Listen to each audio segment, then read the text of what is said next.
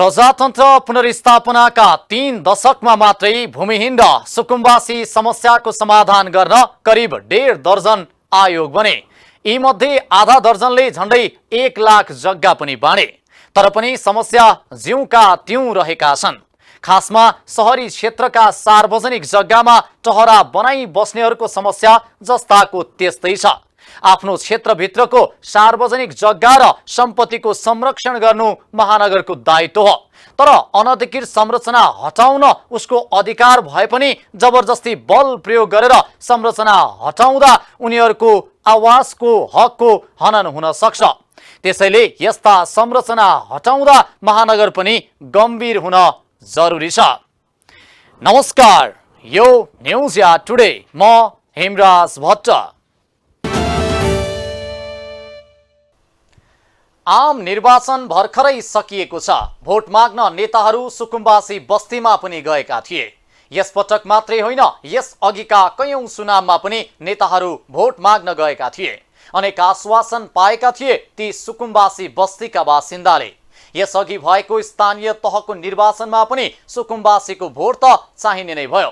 त्यसैले भोट माग्न गएका थिए अहिले काठमाडौँका मेयर बालेन्द्र शाह पनि। अनि उनले अरूले बस्ती उजाड्छौं भन्ने गरेको र आफूले बस्ती बसाउन खोजेको भन्दै भोट मागे। बासिन्दाले भोट दिए, तर अहिले तिनै मेयर बालेन्द्र शाह बुलडोजर लिएर बस्ती भत्काउन पुगेका छन्। काठमाडौँ महानगरपालिकाले थापाथली स्थित बागमती नदी किनारको सुकुम्बासी बस्ती हटाउन सोमबार डोजर चलायो। महानगरपालिकाले अनधिकृत रूपमा बनाइएका भौतिक संरचनाहरू हटाउने अभियान अन्तर्गत सुकुम्बासी बस्तीमा सोमबारदेखि डोजर चलाउन सुरु गरेको हो। महानगरले सुकुम्बासी बस्ती हटाउने निर्णय गरेपछि नागरिकहरू अहिले अक्रान्त बनेका छन् भने डोजर चलाउने काममा पनि अवरोध गर्दै आइरहेका छन्। उनीहरूले महानगरपालिका विरुद्ध चर्को नाराबाजी सहित टायर बालेर प्रदर्शन गरिरहेका छन्। काठमाडौँ महानगरपालिकाले यसअघि नै 35 दिने सूचना जारी गर्दै सो बस्तीमा बनाइएको टहरा हटाउन निर्देशन दिएको थियो। तर सुकुम्बासीका स्थानीयहरूले भने विकल्प नदिई आफूहरू सो स्थानबाट नहट्ने अडान लिएका छन्। अहिले डोजर चलाउने डरले सुकुम्बासीले घरको सामान बाहिर निकालेका छन्। नेपालको संविधानले नागरिकको आवासको हक प्रत्याभूति गरेको छ। नागरिकको सुरक्षित आवासको संवैधानिक हक सुनिश्चित गर्न आवासको अधिकार सम्बन्धी ऐन 2075 लागू भइसकेको छ। यस बमोजिम मुलुकभरका भूमिहीन आवासहीन नागरिकहरूलाई न्यूनतम सुविधा सहितको सुरक्षित आवास उपलब्ध गराउनु राज्यको दायित्व हो। तर सुकुम्बासी तथा शहरी गरिबको पहिचान हुन नसकेका कारण उपत्यकामा सुकुम्बासीको व्यवस्थापनको समस्या चुनौतीपूर्ण बन्दै गएको छ। सुकुम्बासी र आवासहीनका लागि भूमि तथा आवासको व्यवस्था गर्ने कार्यक्रम सरकारको प्राथमिकतामा रहँदै आएको छ। यसकै लागि मुलुकभरि नै सुकुम्बासी र गरिब घर परिवार पहिचान र परिचय पत्र वितरण गर्ने काम भइरहेको छ। अधिकांश जिल्लामा सुकुम्बासी र गरिब परिवारको पहिचान भई परिचय पत्र समेत दिइसक्दा उपत्यकामा ढिलाइ लाजस्पद कुरा हो। राज्यले पटक पटक सुकुम्बासी समस्या समाधान गर्ने भन्दै झुटो आश्वासन दिँदै आएको सुकुम्बासीहरूले जिकिर गरेका छन्। त्यस्तै काठमाडौँ महानगरपालिकाले राष्ट्रिय भूमि आयोगले महानगरभित्रका सुकुम्बासीका समस्या समाधान गर्न ढिलाइ गरेपछि आफै काममा उत्रिएको दाबी गरेको छ। आयोगको क्षेत्र अधिकार भित्र पर्ने सुकुम्बासी समस्या समाधान गर्ने भन्दै काठमाडौँ महानगर अधिकार सम्पन्न एकीकृत बागमती सभ्यता विकास समिति र उपत्यका विकास प्राधिकरण खटिएका छन्। काठमाडौँ महानगर र भूमि आयोग बीच 2079 भदौ 9 गते एक सहमति भएको थियो। सहमति अनुसार महानगरले आफ्नो क्षेत्रभित्र रहेका सुकुम्बासीको लागत सङ्कलन गरेर आयोगलाई बुझाउनु पर्ने थियो। सहमति पत्रमा महानगरले सुकुम्बासीको व्यवस्थापनका लागि आयोगलाई सहयोग गर्ने समेत लेखिएको छ। आयोगको तर्फबाट आयोगका अध्यक्ष केशव निरौला र महानगरका तर्फबाट मेयर बालेन्द्र शाहले सम्झौतामा हस्ताक्षर गरेका थिए। तर सहमति अनुसार काम नगरेर महानगरले आयोगको काममा बाधा पुर्याएको भूमि आयोगको दाबी छ। गत वैशाखमा सम्पन्न स्थानीय तह निर्वाचनमा काठमाडौँ महानगरपालिकाका मेयर बालेन शाह भोट माग्न सुकुम्बासी बस्ती पुगेका थिए। उनले नागरिकसँग भोट माग्ने क्रममा सुकुम्बासीसँग कुनै पनि क्षेत्रको विकास गर्दा बस्ती हटाउनु पर्ने बुझाइ गलत रहेको बताएका थिए। मेयर शाहले मानिसलाई असर नपर्ने गरी सुरक्षित स्थानमा व्यवस्थापन गर्ने र जनताको खुसी विकाससँग जोडिएको उल्लेख गरेका थिए। तर जनतासँग सुरक्षित आवासका लागि हातेमालो गर्ने प्रतिबद्धता जनाएका मेयर शाहको सुकुम्बासी बस्तीमा डोजर चलाउने निर्णयले नागरिक त्रसित भएका छन्। अहिले सुकुम्बासीहरूले आफूहरूलाई उचित बसोबासको व्यवस्था नमिलाई हटाउन लागेको आरोप लगाएका छन्। यो क्षेत्रमा करिब 5000 सुकुम्बासीको जनसङ्ख्या रहेको अनुमान गरिएको छ। काठमाडौँ उपत्यकाभित्र बागमती र यसका सहायक नदी किनाराहरूमा तोकिएको मापदण्डभित्र अनाधिकृत रूपले बनाइएका घरटहराहरू तथा थुपारिएका निर्माण सामग्री र सवारी साधनहरूका कारण नदीको दुवै किनारातर्फको सौन्दर्यकरण कार्यमा गम्भीर असर पुगेको छ। त्यसै नेकपा एमालेका अध्यक्ष केपी शर्मा ओलीले बागमती किनारामा रहेका सुकुम्बासी हटाउनका लागि काठमाडौँ महानगरपालिकाले थालेको अभियानको आलोचना गरेका छन्।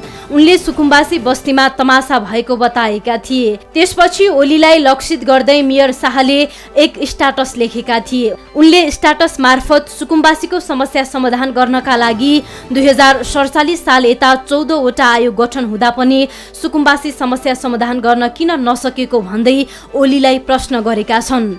उनले ओलीलाई पटक पटक प्रधानमन्त्री हुँदासम्म पनि सुकुम्बासीले भोगेको समस्या र 32 वर्षको जाडो र पीडा किन देख्नु भएन भन्दै आक्रोश पोखेका छन्।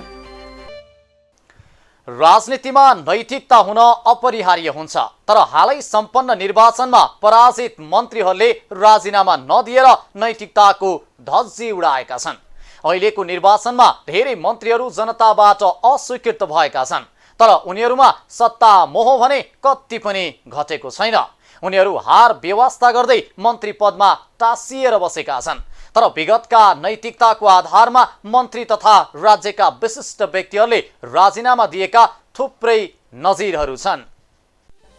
मङ्सिर 4 गते सम्पन्न प्रतिनिधि सभा र प्रदेश सभा सदस्य निर्वाचनमा सत्ता गठबन्धनका तर्फबाट सरकारमा सहभागी रहेका 18 जना मन्त्री मध्ये आइतबार साँझसम्मको नतिजा अनुसार 6 जना मन्त्री पराजित भएका छन्। सरकारमा सहभागी रहेका मन्त्रीहरूले चुनाव हारे पनि नैतिकताको आधारमा राजीनामा गर्न अस्वीकार गरिरहेका छन्। प्रधानमन्त्री शेरबहादुर देउबा नेतृत्वको सरकार चुनावको मिति घोषणा गरेसँगै काम चलाउ भइसकेको थियो। यसअघि नेपाली कांग्रेसका नेता डाक्टर मिनेन्द्र रिजालले पार्टी महाधिवेशनमा पराजित भएपछि रक्षा मन्त्रीबाटै राजीनामा दिएका थिए। अहिले मन्त्रीहरूले प्रतिनिधि सभाको चुनाव नै हार्दा पनि मन्त्रीकै पदमा निरन्तरता दिइरहेका छन्, जो मन्त्री भएर पनि चुनाव हारे।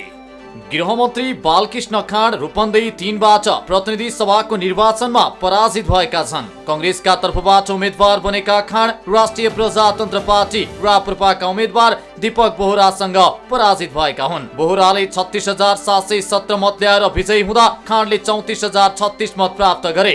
हार्ने मन्त्रीहरूकै सूचीमा नेकपा माओवादी केन्द्रका तर्फबाट सरकारमा सहभागी भएकी ऊर्जा जलस्रोत तथा सिंचाई मन्त्री पम्पा भुसाल पनि रहेकी छिन्। ललितपुर 3 मा राष्ट्रिय स्वतन्त्र पार्टीकी उम्मेद्वार डाक्टर तोसीमा कार्कीसँग भुसाल पराजित भइन्। कार्कीले 31,136 मत ल्याउँदा पराजित भएकी भुसालको भागमा 8,769 मत मात्रै रह्यो। 2074 सालको निर्वाचनमा भुसालले सोही क्षेत्रबाट निर्वाचन जितेकी थिइन्। नेकपा एकीकृत समाजवादीका तर्फबाट सरकारमा सहभागी संस्कृत पर्यटन तथा नागरिक उड्डयन मन्त्री जीवनराम श्रेष्ठ पनि प्रतिनिधि सभाको निर्वाचनमा पराजित भएका छन्। काठमाडौँ 8 मा श्रेष्ठ 4,881 मत ल्याएर राष्ट्रिय स्वतन्त्र पार्टीका उम्मेद्वार विराज भक्त श्रेष्ठसँग पराजित भए।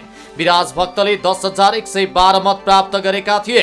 2074 सालको निर्वाचनमा जीवनराम श्रेष्ठ काठमाडौँ 8 बाट निर्वाचित भएका थिए। प्रतिनिधि सभाको निर्वाचनमा पराजित हुने अर्का मन्त्री हुन् खानेपानी मन्त्री उमाकान्त चौधरी। राज्य मन्त्री उमेश श्रेष्ठ पनि पराजित हुने मन्त्रीकै सूचीमा पर्छन्। चितवन 2 मा राष्ट्रिय स्वतन्त्र पार्टीका उम्मेद्वार रवि लामिछानेसँग श्रेष्ठ पराजित भएका छन्। लामिछानेले 49,300 मत प्राप्त गर्दा श्रेष्ठले 14,988 मत प्राप्त गरे। यस्तै युवा तथा खेलकुद मन्त्री महेश्वर जङ गहतराज पनि निर्वाचनमा पराजित भएका छन्। बाँकी एकबाट उम्मेद्वार बनेका उनले 19,632 मत प्राप्त गरे। सोही क्षेत्रबाट एमालेका सूर्य प्रसाद ढकालले 25,026 मत ल्याएर निर्वाचन जितेका छन्, जसले मन्त्री भएर चुनाव जिते। देउबा सरकारको क्याबिनेटमा रहेका मन्त्रीहरूमा चुनाव जित्ने मन्त्री हुन् नेकपा माओवादी केन्द्रका तर्फबाट अर्थमन्त्री रहेका जनार्दन शर्मा। रुकुम पश्चिम एकबाट प्रतिनिधि सभाको निर्वाचनमा शर्माले 39,449 मत ल्याएर निर्वाचन जिते। एमालेका नन्दराम देवकोटाले 12,961 मत प्राप्त गरेका थिए। उद्योग वाणिज्य तथा आपूर्ति मन्त्री दिलेन्द्र प्रसाद बडुले पनि दार्चुलाबाट निर्वाचन जितेका छन्। उनले दार्चुला एकबाट एमालेका उम्मेद्वार गणेश सिंह ठगुन्नालाई पराजित गर्दै निर्वाचन जितेका हुन्।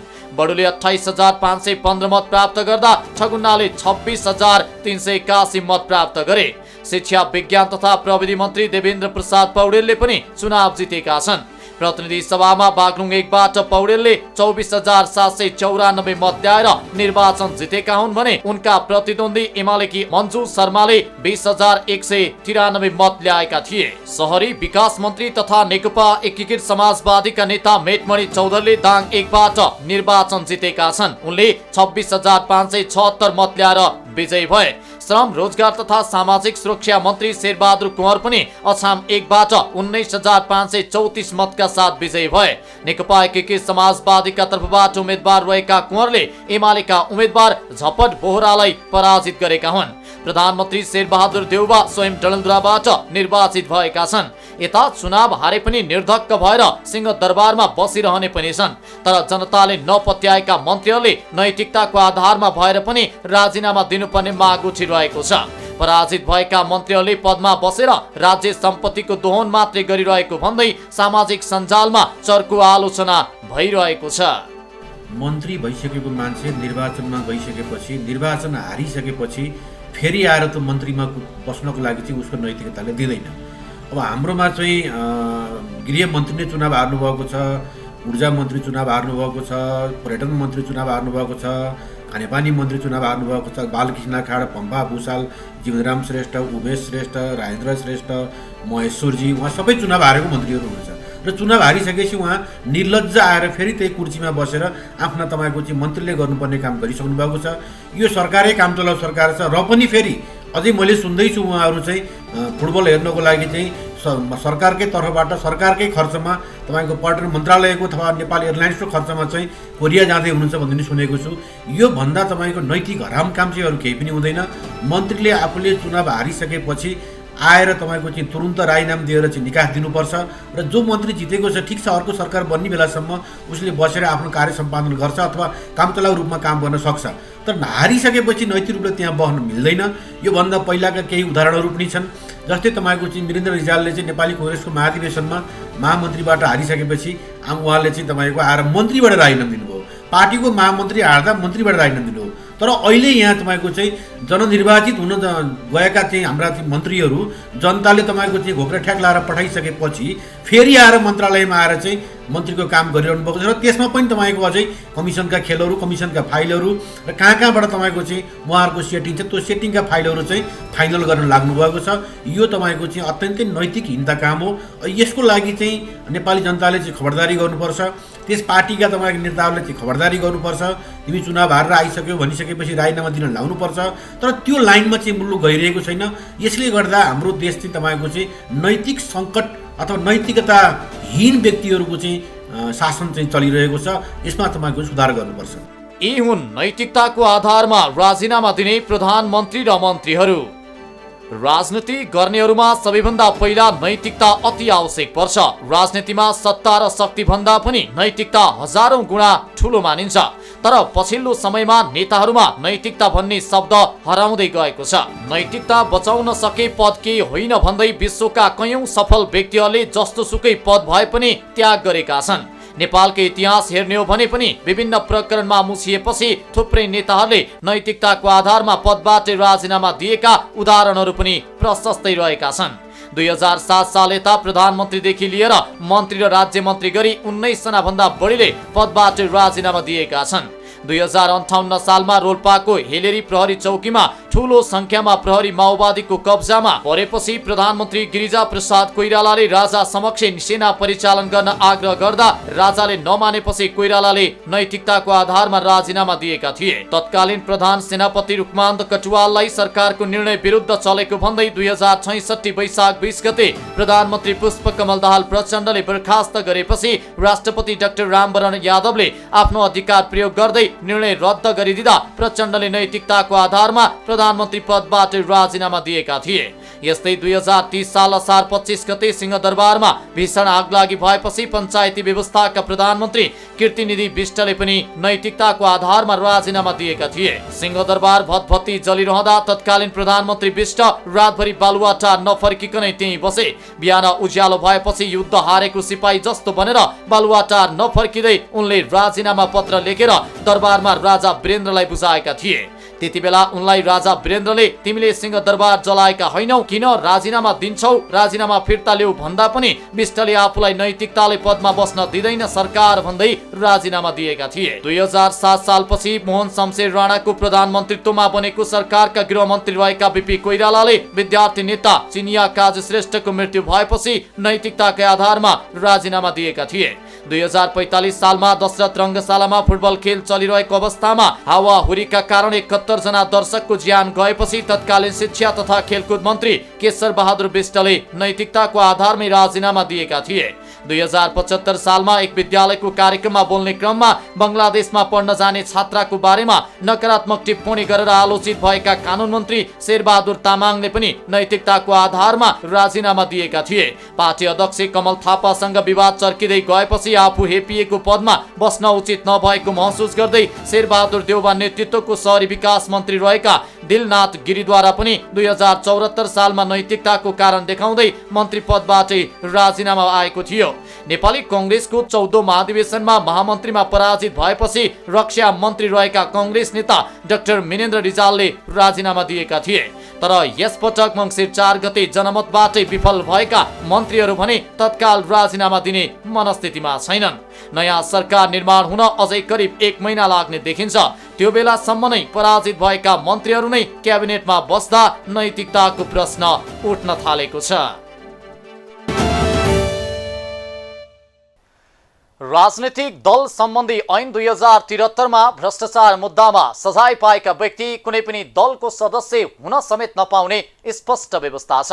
त्यस्ता व्यक्ति उम्मेदवार बन्नु प्रतिनिधि सभा र प्रदेश सभा सदस्य निर्वाचन सम्बन्धी ऐन 2074 विपरीत पनि हो।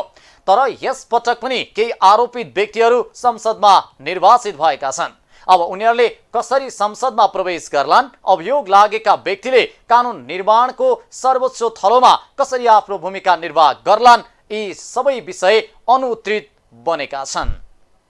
राजनैतिक दल सम्बन्धी ऐन 2073 मा भ्रष्टाचार मुद्दामा सजाय पाएका व्यक्ति कुनै पनि दलको सदस्य हुन समेत नपाउने स्पष्ट व्यवस्था छ। त्यस्ता व्यक्ति उम्मेदवार बन्नु प्रतिनिधि सभा र प्रदेश सभा सदस्य निर्वाचन सम्बन्धी ऐन 2074 विपरीत पनि हो।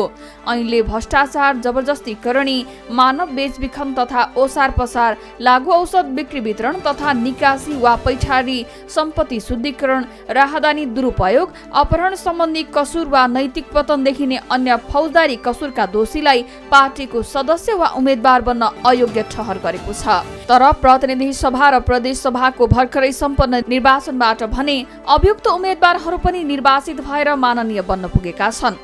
पार्टी नेतृत्वले टिकट वितरण गर्दा कानुन विपरीत आपराधिक पृष्ठभूमि र गैर राजनैतिक स्वार्थ बोकेका पैसावालाहरूलाई टिकट वितरण गर्नुको परिणाम सिङ्गो देश र जनताले दीर्घकालसम्म भोग्नुपर्नेछ। सुशासन प्रत्याभूत गर्ने प्रतिबद्धता सहित प्रतिस्पर्धामा उत्रिएका मूलधारकै दलले फौजदारी र नैतिक पतन देखिने अभियोग लागेका व्यक्तिलाई अघि सारेर लोकतन्त्र र कानुनी राजलाई चुनौती दिएका छन्।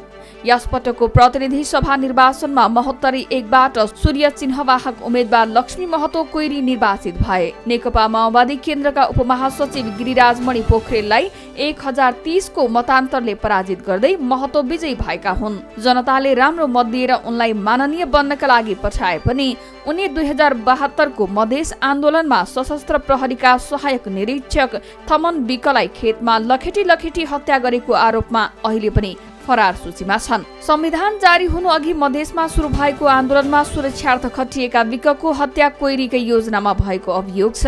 2072 भदौ 25मा आन्दोलनकारीको कुटाईबाट गम्भीर घाइते विकलाई उपचारका लागि जनकपुर लैजाने क्रममा एम्बुलेन्सबाट थुतेर हत्या गरिएको थियो। घटनापछि थमनका दाजु प्रेम बहादुरले कोइरी सहित 28 जनाको नाम किटेर जाहेरी दिएका थिए। जिल्ला अदालत महोत्तरीले 2076 असोज 2 मा कोइरीलाई 1 लाख रुपैयाँ धरौटीमा छाड्ने आदेश दिएको थियो। आदेश विरुद्ध पुनरावेदन गरेपछि जनकपुर उच्च अदालतले 2077 मङ्सिर 19 मा जिल्लाको आदेश उल्ट्यायो। कोइरीलाई थुनामै राखेर मुद्दा अघि बढाउन आदेश दियो। त्यसयता कानूनको नजरमा फरार उनी कानून निर्माण गर्ने सभाको सदस्यमा निर्वाचित भएका छन्। हुम्लाको प्रतिनिधि सभा सदस्यमा नेकपा माओवादी केन्द्रका छिरिङ दमडुल लामा कार्चिन निर्वाचित भए। उनी निकटतम प्रतिस्पर्धी नेकपा एमालेका दल रावललाई 4855 मतान्तरले हराएर आफू निर्वाचित भएका हुन्। हुम्लाबाट प्रतिनिधि सभा सदस्य निर्वाचित कार्चिन भनिने छिरिङ लामाको पृष्ठभूमि पनि आपराधिक छ। चीनको तिब्बत स्थित खोचेरनाथ गुम्बाबाट 1200 वर्ष पुरानो मूर्ति चोरीको अभियोगमा अदालतबाट दोषी ठहर भएर उनी 2 वर्ष जेल बसेका थिए। माओवादीले उनलाई नै संसदमा ल्याएको छ। यसअघि माओवादी अध्यक्ष पुष्पकमल दाहालकै निर्देशनमा उनी 2078 माघमा कर्णाली प्रदेशको मन्त्री बनेका थिए। त्यतिबेला उनी प्रदेश सभा सदस्य पनि थिएनन्। जरिवाना तिरिसकेका लामालाई चुनावमा भाग लिन कानूनले छेक्दैन, तर नैतिक पतन देखिने अपराधमा दोषी ठहर व्यक्तिलाई कानून बनाउने थलोमा पुर्याउनु कानूनकै मजाक हुने विश्लेषकहरू बताउँछन्। आगामी दिनमा हुने निर्वाचनका लागि पनि यो कुराले राम्रो सन्देश नदिने उनीहरूको तर्क छ। हाम्रो देशमा अलिकति तपाईँको चाहिँ अपराधी मनोवृत्ति भएका मान्छेहरूको राजनीतिमा चाहिँ स्थान पहिलेदेखि देखिँदै आएको हो। आज मात्रै होइन, तपाईँको चाहिँ हिजो पनि यस्ता कुराहरू चाहिँ हुँदै आएका हुन् र अहिले चाहिँ तपाईँको चाहिँ जुन केही तपाईँको चाहिँ मान्यहरू हुनुहुन्छ उहाँहरू चाहिँ तपाईँको नेपालको कानुनले, नेपालको तपाईँको चाहिँ संविधानले अथवा नेपालको चाहिँ तपाईँको चाहिँ अदालतले तपाईँको चाहिँ अभियुक्त ठहर गरेका व्यक्तिहरू हुनुहुन्छ, उहाँलाई चुनाव जितेर आउनुभएको छ। एक त त्यस्तो व्यक्तिहरू जो तपाईँको चाहिँ अपराधी छ, करप्सनमा छ अथवा ज्यानमारा अपराधीमा छ अथवा कतै भ्रष्टाचारमा छ, यस्तो मान्छेहरूलाई त्यहाँको जनताले चाहिँ निर्वाचित गर्नु हुन्थेन। त्यो पहिलो कुरा हो। जनतालाई त्यो खालको चेतना, जनता त्यो खालको चेतना स्तरमा पुगिसकेको अवस्था चाहिँ नभएको कारणले गर्दाखेरिमा अथवा प्रलोभन नपरेर अथवा त्योभन्दा अर्को चाहिँ व्यक्तिहरूको चाहिँ तपाईँको उपयुक्त विकल्प नदेखेर अर्को पार्टीहरूले विकल्प नदिएर पनि त्यो भएको हुनसक्छ। जनतालाई त्यसरी चाहिँ भ्रष्टाचारी नै चयन गर्यो भनेर गाली गरि नहालौँ अहिले। र त्यसमा जुन पार्टीले उहाँलाई टिकट दिएको छ, सबभन्दा ठुलो अपराध भनेको पार्टीले टिकट दिनु हो। रौतहट क्षेत्र नम्बर 3 बाट स्वतन्त्र उम्मेदवारी दिएका प्रभु शाह गठबन्धनलाई भारी मतान्तरका साथ हराउँदै विजयी भए। रौतहटबाट स्वतन्त्र निर्वाचित प्रभु शाह विश्व हिन्दू युवा संघ प्रशाका अध्यक्ष काशी तिवारी हत्याकाण्डका आरोपित हुन्। जिल्ला प्रहरी कार्यालय पर्साले हत्या योजनाकारका रूपमा उनी विरुद्ध मुद्दा चलाउन सिफारिस गरे पनि तत्कालीन प्रधानमन्त्री बाबुराम भट्टराई र महान्यायाधिवक्ता मुक्ति प्रधानको हस्तक्षेपपछि सरकारी वकिलको कार्यालयले फाइल तामेलीमा राखेको हो। त्यसको फाइदा उठाउँदै उनी पटक पटक सांसद र मन्त्री बनेका छन्। चितवन क्षेत्र नम्बर 3 बाट प्रतिनिधि सभा सदस्यमा राष्ट्रिय प्रजातन्त्र पार्टीका उपाध्यक्ष विक्रम पाण्डे विजयी भए। सिक्टा सिँचाइ आयोजनाको ठेकेदार कम्पनी कालिका कन्स्ट्रक्सनका मालिक समेत रहेका पाण्डे चितवनबाट प्रतिनिधि सभा सदस्यमा निर्वाचित भएका हुन्। अख्तियार दुरुपयोग अनुसन्धान आयोगले पाण्डे सहित 21 जना विरुद्ध 8.5 अर्ब बिगो, त्यति नै जरिवाना तथा 2 वर्ष कैद माग दाबी सहित 4 वर्ष अघि मुद्दा दायर गरेको थियो। उक्त मुद्दामा विशेष अदालतले गत असार 5 मा सफाई दिएको थियो। फैसलाको पूर्ण पाठ आएपछि सर्वोच्चमा पुनरावेदन गर्ने अख्तियारको तयारी छ, तर त्यसअघि नै पाण्डे भने संसदमा पुगिसकेका छन्। बाँकेकी एकल महिला निर्मला कुर्मीको शंकास्पद मृत्यु र उनको सम्पत्ति हडपिएको भनेर अनुसन्धानबाट बादशाह कुर्मी दोषी ठहर भए। उनी बादशाह कुर्मी सत्तारूढ कांग्रेसबाट बाँके 3 खमा प्रदेश सभा सदस्य निर्वाचित भएका छन्। गृह मन्त्रालयद्वारा हिरालाल रेग्मीको संयोजकत्वमा 2078 कार्तिक 2 मा गठित छानबिन समितिले उनलाई मुख्य योजनाकारका रूपमा लिँदै अनुसन्धान अघि बढाउन भनेको थियो, तर कांग्रेसले कारबाही प्रक्रिया रोकेर उल्टै उनलाई प्रदेश सभा सदस्यको उम्मेद्वार बनाएको थियो। आपराधिक पृष्ठभूमि भएका र स्वार्थ समूहको बोलबाला भएपछि स्वाभाविक रूपमै राजनीति देश र जनताको सेवा नभई पेशा बन्न पुग्छ। कतिपय राजनीतिक विश्लेषकहरूले भने यसलाई राजनीतिलाई पेशा बनाएका नेताहरूले नै आफ्नो गुट, बाहुबली र पैसावालाहरूलाई टिकट वितरण गर्नुको परिणाम भनेका छन्। उनीहरूका अनुसार खराब व्यक्तिहरूले पार्टी नेतृत्वलाई घेर्न पुगेपछि इमानदार कार्यकर्ता क्रमशः टाढिँदै गइरहेका छन्। जब कानुनले चाहिँ अपराध करार गरिसकेपछि तपाईँको छिरिङ भोटे हुनुहुन्छ हुम्लामा, टेकबहादुर गुरुङजी हुनुहुन्छ, तपाईँको विक्रम पाण्डेजी हुनुहुन्छ, उहाँहरू कोही तपाईँको चाहिँ करप्सनको केसमा हुनुहुन्छ, कोही तपाईँको चाहिँ ज्यानमारा केसमा हुनुहुन्छ।